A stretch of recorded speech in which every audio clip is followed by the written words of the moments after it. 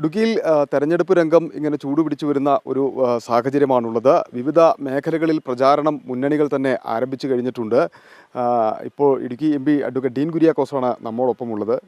പ്രഖ്യാപനങ്ങളൊന്നും എത്തിയിട്ടില്ല എങ്കിൽ പോലും പ്രചരണത്തിൽ പ്രവർത്തകർ സജീവമായിരിക്കുകയാണ്. ഉറപ്പിച്ചു പ്രവർത്തകർ? അല്ല, തീർച്ചയായും പാർട്ടിയെ സംബന്ധിച്ചിടത്തോളം പാർട്ടിയുടെ തീരുമാനങ്ങൾ ഉണ്ടാകുന്നതിൻ്റെ ഒരു നടപടിക്രമങ്ങളുണ്ട്. ആ നടപടിക്രമങ്ങൾക്കനുസരിച്ചാണ് സ്ഥാനാർത്ഥി പ്രഖ്യാപനം വരേണ്ടത്. അപ്പോൾ അത് അന്തിമമായി വരുന്നത് വരെ നമുക്ക് ആ ഒരു നിലയിൽ സ്ഥാനാർത്ഥി എന്ന് പറഞ്ഞുകൊണ്ട് ഒരാളുടെ അടുക്കൽ സമീപിക്കാൻ പറ്റത്തില്ല. ബാക്കിയുള്ള പ്രചരണങ്ങൾ ഈ പറഞ്ഞതുപോലെ പാർട്ടി പ്രവർത്തകരുടെ ഒരു ആവേശമാണ്. ആ ആവേശത്തിൽ അതങ്ങ് നടന്നു പോകുന്നതാണ്. അപ്പോൾ അത് അതിൻ്റേതായ രീതിയിൽ മുന്നോട്ട് പോകുന്നുമുണ്ട്, ഞാനതൊക്കെ കാണുന്നുമുണ്ട്. പക്ഷേ പാർട്ടി ഹൈക്കമാൻഡ് ഒരു തീരുമാനം പ്രഖ്യാപിച്ച് തുടങ്ങിയതിന് ശേഷം മാത്രമേ ഞാൻ ഔദ്യോഗികമായി സ്ഥാനാർത്ഥി എന്നുള്ള നിലയിലുള്ള എൻ്റെ പ്രചരണം ആരംഭിക്കത്തുള്ളൂ. എന്നിരുന്നാൽ പോലും ഈ മേഖലയിൽ സജീവമായി നിൽക്കുകയാണ്. ഇലക്ഷനെ നേരിടാനുള്ള ഒരു തയ്യാറെടുപ്പും എല്ലാം പൂർത്തിയായി കഴിഞ്ഞു.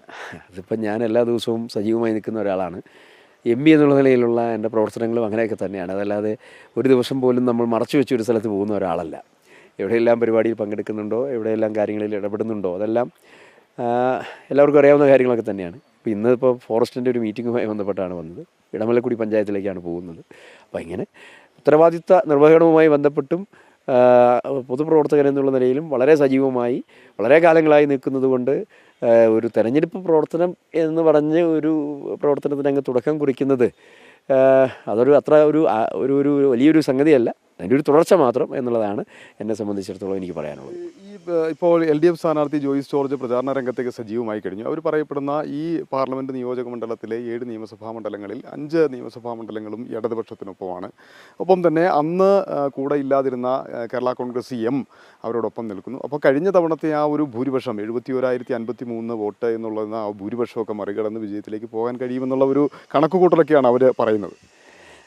നമ്മൾ കഴിഞ്ഞ ലോക്സഭാ തെരഞ്ഞെടുപ്പിലും നിയമസഭാ മണ്ഡലങ്ങളുടെ കണക്കെടുത്ത് നോക്കിക്കഴിഞ്ഞാൽ ഏതാണ്ട് ഇതുപോലെയൊക്കെ തന്നെയാണ്.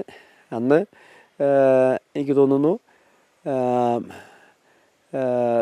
ഇടുക്കിയും തൊടുപുഴയും മാത്രമായിരുന്നു UDF-നോടൊപ്പം ഉണ്ടായിരുന്നു. ഈ പ്രാവശ്യം മൂവാറ്റുപുഴയും തൊടുപുഴയുമാണ് UDF-നോടൊപ്പം ഉള്ളത്. അപ്പോൾ അതുകൊണ്ട് നിയമസഭാ തെരഞ്ഞെടുപ്പിൽ UDF വിജയിച്ചതിൻ്റെ ഒരു കണക്കും പാർലമെൻറ്റ് തെരഞ്ഞെടുപ്പിൽ UDF വിജയിച്ചതിൻ്റെ ഒരു കണക്കും തമ്മിൽ ഒരിടത്തും മാച്ചിയില്ല. അതിനെല്ലാം അപ്പുറത്ത് നിലവിലുള്ള രാഷ്ട്രീയ സാഹചര്യങ്ങളാണ് തെരഞ്ഞെടുപ്പിൽ കൂടുതലായി എഫക്റ്റ് ചെയ്യുന്നത്.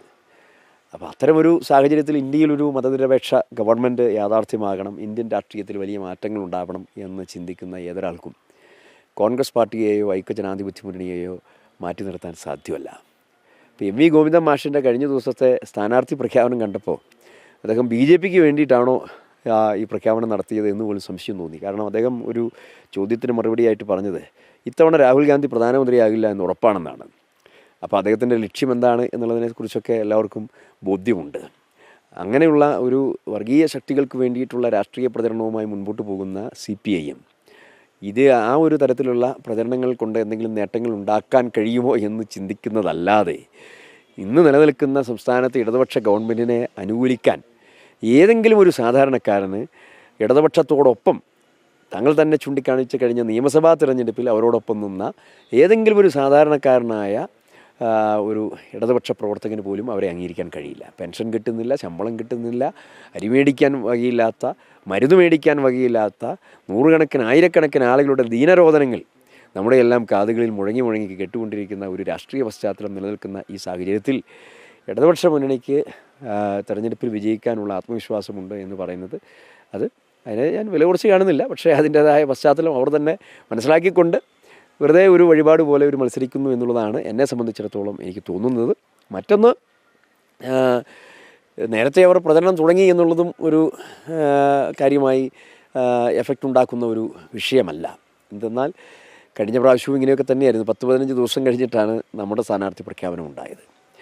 തന്നെയുമല്ല, ലോക്സഭാ ഇലക്ഷൻ ഡിക്ലറേഷൻ പോലും ഇതുവരെയും വന്നിട്ടുമില്ല. ഔദ്യോഗികമായി തെരഞ്ഞെടുപ്പ് കമ്മീഷൻ ഇലക്ഷൻ ഡിക്ലറേഷൻ പുറപ്പെടുവിക്കുമ്പോഴാണ് തെരഞ്ഞെടുപ്പ് പ്രവർത്തനങ്ങൾ ആരംഭിക്കുന്നത്. അതിലേക്കുള്ള ഒരു ഘട്ടം എത്തുന്നതേയുള്ളൂ. രാഷ്ട്രീയ പാർട്ടികൾ അവരുടേതായ തീരുമാനങ്ങളനുസരിച്ച് സ്ഥാനാർത്ഥികളെ പ്രഖ്യാപിക്കുന്നുണ്ട്. ഇതെല്ലാം വസ്തുതകളാണ്. പക്ഷേ അതിൻ്റെ പേരിൽ ഒരു ചലഞ്ച് UDF-നുണ്ട് എന്ന് ഞാൻ കരുതുന്നില്ല. 7 അസംബ്ലി നിയോജക മണ്ഡലങ്ങളിലും ഐക്യജനാധിപത്യ മുന്നണിയുടെ വലിയ ഒരു തേരോട്ടം തന്നെ സംഭവിക്കുമെന്ന കാര്യത്തിൽ സംശയമില്ല. അത് സ്ഥാനാർത്ഥി ആരായാലും ആ ഒരു സ്ഥിരമായിട്ടുള്ള ഒരു സ്വഭാവം UDF അനുകൂലമായ ഒരു ജനവിധി ഈ തെരഞ്ഞെടുപ്പിലും ഉണ്ടാകും എന്നുള്ളതാണ് എൻ്റെ ആത്മവിശ്വാസം. എന്തായാലും അത്തരത്തിലാണ് സ്ഥാനാർത്ഥി ആരായാലും എന്ന് പറയുമ്പോൾ പോലും ഇടുക്കിയിലെ കോൺഗ്രസ് പ്രവർത്തകരടക്കം സ്ഥാനാർത്ഥിത്വം ഡീൻ കുര്യാക്കോസിൻ്റെ ഉറപ്പിച്ചു. അതിൻ്റെ ഭാഗമായിട്ടാണ് പ്രചാരണ പ്രവർത്തനങ്ങൾ സജീവമാകുന്നത്. എന്തായിരുന്നാലും ഇടതുപക്ഷം കാലേ കൂട്ടിയുള്ള പ്രചാരണ പ്രവർത്തനങ്ങൾ ആരംഭിച്ചത് UDF ഒരു വെല്ലുവിളിയല്ല, അത് ഏറ്റെടുക്കാൻ തയ്യാറാണ്. പ്രചാരണ പ്രവർത്തനങ്ങളും തെരഞ്ഞെടുപ്പ് പ്രഖ്യാപനമുണ്ടായാൽ തന്നെ അതിനെ നേരിടാൻ സജ്ജമാണ് UDF എന്നാണ് MP ഡീൻ കുര്യാക്കോസ് വ്യക്തമാക്കുന്നത്. Video journalist S. ശ്രീകുമാറിനൊപ്പം reporter Sandeep Rajakkad, in reporter, Idukki.